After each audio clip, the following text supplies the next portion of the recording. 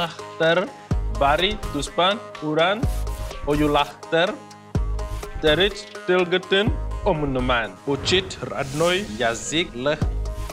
Минеме саргылах саха сайбай буткыга болу. Иетил билан хаяда санавы, татан тербинен кен туттабы.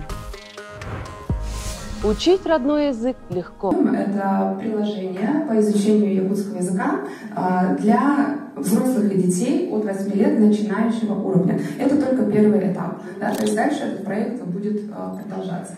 И реализуем мы его на средства гранта. Ну, об этом я расскажу, как история, да, по порядку. Значит, как пришла идея, я уже много раз рассказывала, на самом деле. Вот тут две фотографии, это до-после, можно сказать. Тут вот ровно 2 года назад мы, и это вот мы в субботу сфотографировались уже с готовым приложением. Мы, по сути, люди вообще никак не связаны с разработкой. Мы не лингвисты, не учителя якутского языка, не разработчики. У нас даже профессии даже не близко с этим, да, казалось. То есть люди вообще со стороны. Но как пришла идея? Я проводила экскурсии в IT-парке. Я работаю сама в IT-парке Якутск.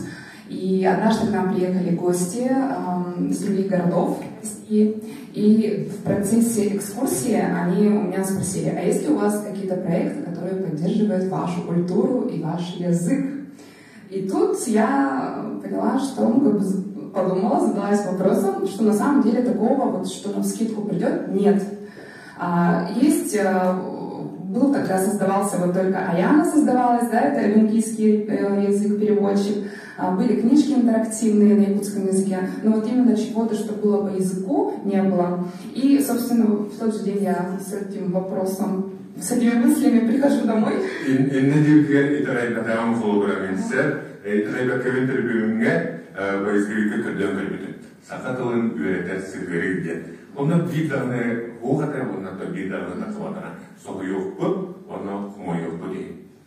Да, казалось бы, идея лежит на поверхности, да, но почему-то нет. Ну, в общем, через какое-то время мы поняли, что мы не можем с этим смириться. И, подумали, а почему нет? Да? Как у нас, в принципе, все есть. Есть IT-парк, есть общественники якутского языка, сообщество языковое, все есть, да, в принципе.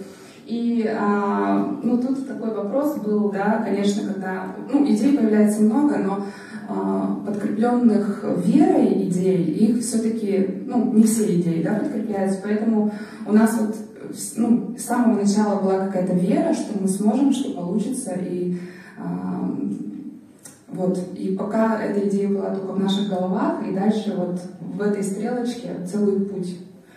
И, конечно, проект — это не только мы, это люди. Это очень много людей, все те, кто нас поддерживал, кто нам помогал, кто работает с нами, кто консультирует нас, кто поддерживает, даже те, кто критикует. Это все большая помощь и большая поддержка для нас. И первый человек, с которым мы встретились, вот у нас идея, пока только у нас в головах, это был Николай Николаевич Халан.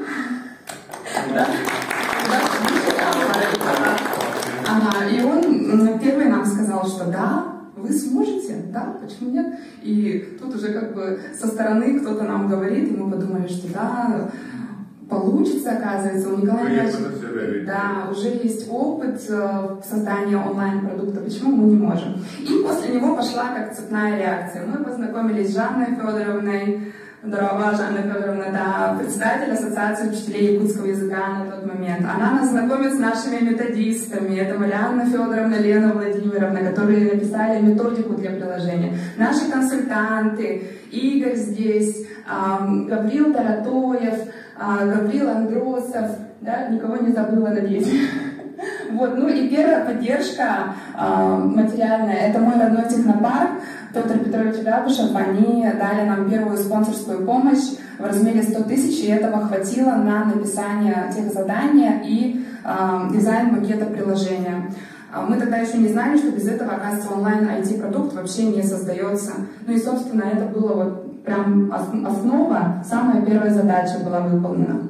Дальше мы уже начинаем встречаться уже с депутатами, да, с высокопоставленными людьми. Вот от Юры Байбала мы узнаем про государственную программу. Мы вообще не знали, что такое есть. Он нам подсказал, как там все это распределяется, какие мероприятия есть на сегодняшний день. Анатолий Аскалонович, наш министр, поддержал. Потом уже по линии госпрограммы мы взаимодействуем с Министерством внешних связей.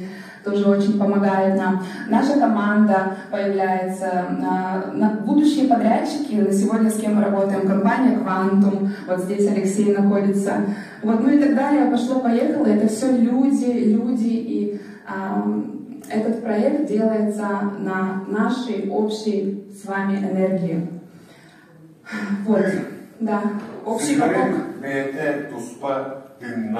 Биги болбара бу маны достар битга жок кен саглау болбара биги омукпут жылдарын туга эреден болбакка биги исүрөттен ол неме багаран турам биги жегерге биги беби тоголор булар энеги келе көрүнөр эме нада болу дейм.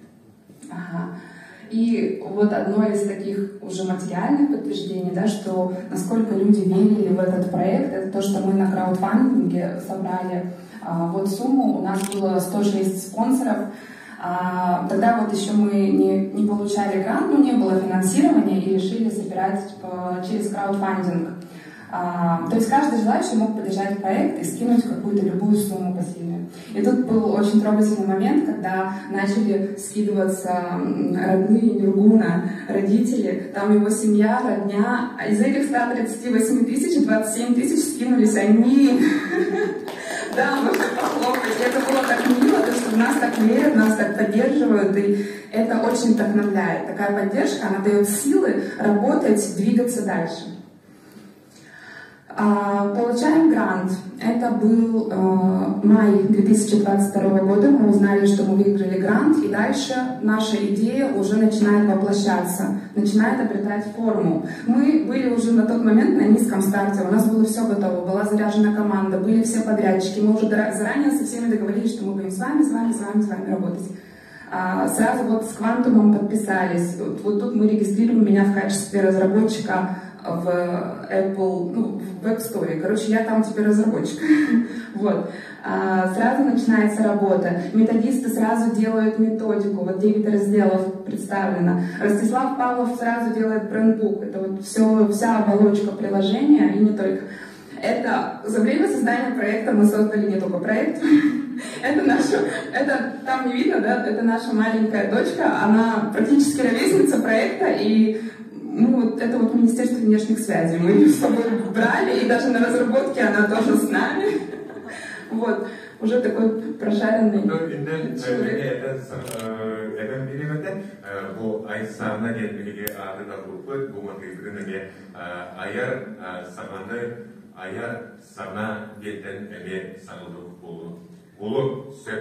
Ага, и сегодня ей, кстати, 11 месяцев исполнилось. Тоже дата такая. Наша команда, просто низкий вам поклон, дорогие наши любимые, да, девочки, девушки, вот наши методисты Марьяна Макаровна, Лена Владимировна, Сардана, вообще помощь просто, ну, я даже не нахожу слов, как выразить вам благодарность, да. И вот во второй половине проекта, тут хочется так отметить, да, что люди стали к нам сами приходить. Да, то есть не мы стали искать уже кого-то, а люди стали сами приходить и предлагать свою помощь, как-то посодействовать, как-то помочь, поработать и принять какое-то участие в проекте. И вот как раз мы нашли очень ценных кадров именно так. Они сами к нам пришли. Это вот Анна Прудецкая, UX-копирайтер. Очень редкая профессия, но очень нужная для IT-продукта. У нас в республике вообще мало таких специалистов, да? Яна Колодезникова, наша продакт. Яна сейчас смотрит нас онлайн, привет. Она до сих пор, по-моему, доделывает сейчас, дописывает код, доделывает сайт. Человек с уникальным опытом работы в Skyeng и Яндексе. Таких вообще, не побоюсь этого слова, тут нет. И нам действительно очень повезло, что в нашей команде есть такие люди. Ксения Большакова, она вообще с Таймыра. она даже не с Республики Саха, сама вызвалась, сама написала нам: «Хочу вам помогать». Сейчас она находится за границей, но тем не менее она человек, и знающий язык, во-первых, и умеющий кодировать. Тоже очень важно и ценно. Да, она еще, ну вообще, короче, так нашла нас, интересно. Все, далее со стартом проекта у нас начинается глубокое погружение в тему, в повестку. И нас начали приглашать на различные форумы, собрания общественников, языковых общественников. И мы начали как бы изучать предмет изнутри, получается, да? Какие проблемы у учителей, какие проблемы у родителей, ну, по языку именно, какие проблемы вообще у общества. Ну и вообще у нас проект публичный, не секрет, что мы рассказываем обо всем в социальных сетях, и люди нам постоянно пишут. То есть мы постоянно получаем обратную связь, и все свои проблемы пишут и родители, и учителя, и даже историки. Вот. Поэтому мы, можно сказать, вот на этапе погружения узнаем положение дел. На сегодняшний день вообще какая ситуация у нас с языком на сегодня есть. Вот, и потом, анализируя, получается, все это, переваривая всю информацию, мы имеем возможность корректировать продукт и подстраивать его. Этим очень хорош мобильный продукт, да, то, что его можно всегда улучшать, всегда модернизировать и адаптировать. Ну и, собственно, сейчас будет ролик про приложение. Интересно? Ждете? Так, пожалуйста, видео. Добро пожаловать в приложение Сахавы. Мы находимся на главном экране и переходим к урокам. В каждом уроке есть приложение, появляется в телефонах у людей. Все только начинается. Наша работа только начинается. Дальше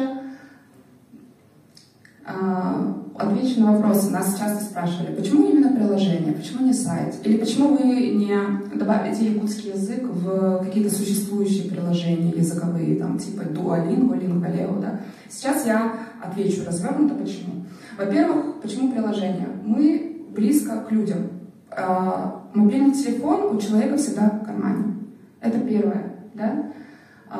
Во-вторых, благодаря тому, что у нас свое приложение, вот наше якутское, мы имеем возможность проводить исследования. Через другие агрегаторы у нас не было бы этой возможности. Сейчас я объясню, что это исследование. Да? Во-первых, это метрики. Да? На данный момент в приложении прикручены элементарные метрики, да, которые будут оценивать, сколько времени проводит пользователь в приложении. Его сценарии поведенческие, что он там делает, что ему нравится, что не нравится. Это все можно оценить, это вот IT-продукт, он исследуется так. И на самом деле исследования IT-продукта очень схожи с лингвистическими исследованиями. Они практически идут параллельно. Поэтому эти метрики мы можем совершенствовать, углублять и узнавать еще более глубокую, нужную нам и исследователям нашим языковым информацию. Да? Важно. Ну и язык — это живой организм. Это я уже как филолог, да, могу сказать, то, что он постоянно развивается, постоянно меняется. Никогда не бывает такого, что язык все вот зафиксировался, один раз мы сделали учебник, словарь, и все, и на этом остановились. Язык меняется постоянно, так же, как человек. Постоянно развивается, эволюционирует, и IT-продукт тоже. Он должен развиваться постоянно. Это перманентное движение. Иначе, если ты останавливаешься, вот сделали приложение, все, поставили галочку, ушли, все, ты пропадаешь с рынка, люди не скачивают, не используют, никому ты не интересен, и все, тебя нет, про тебя все забыли. Поэтому IT-продукт, он должен постоянно развиваться, и мы тоже, ну, как бы будем дальше продолжать. У нас работа только началась, как я уже отметила.